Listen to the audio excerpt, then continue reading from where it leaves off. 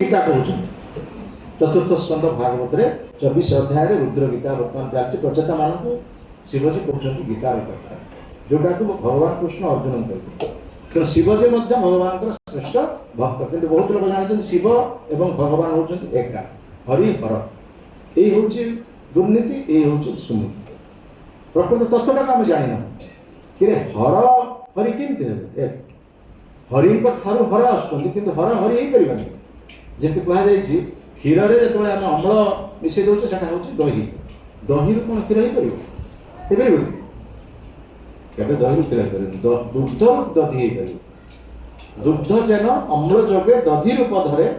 दुग्धांतर वस्तु नय दुग्ध होते नारे क्षीरं यथा दधि विकार विशेष जोगा संजायते नहि ततः पृथगस्ति हेतु ज संभूतामपि तथा समुपेति कार्यात् गोविंदम आदि पुरुषम तमहम भजामि। एटा ब्रह्मांड जे कहते आमर कथा